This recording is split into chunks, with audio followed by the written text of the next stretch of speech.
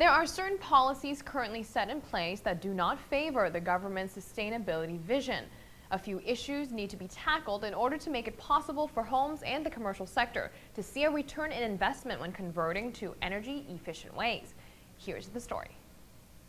Jeff Gitman has experience within the sustainability realm. He has studied green energy and has worked on projects in New York within the relevant field. He breaks it down on where Aruba currently stands with electricity and addresses certain policies that needs to be adjusted. Now, in order for us to reach electrical self-sufficiency by 2020, which is, more specifically as it relates to the electrical side of things, we as a country are going to have to produce our own electricity. There's simple ways of looking at it. There's numbers that range between 100 and 150 megawatts of consumption at any one point in time.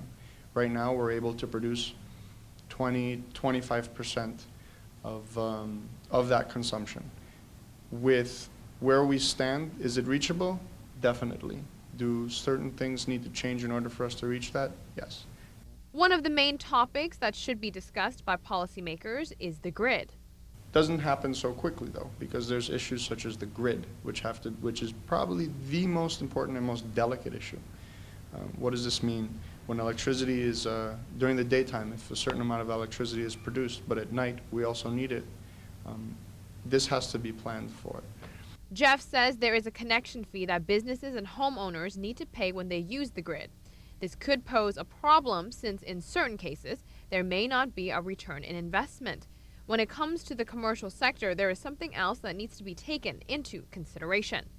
The cap on commercial projects, right now it's at 100 kilowatts. 100 kilowatts is 1/10 of a megawatt, which is less than 1/10 of what's produced.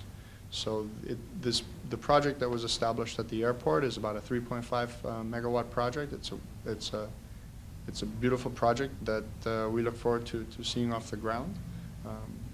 However, in order to reach these larger numbers, if we're going to come close to what the Carbon War Room and what TNO has recommended that we set as our goals in the next years, as it relates to solar energy, we are still far from it.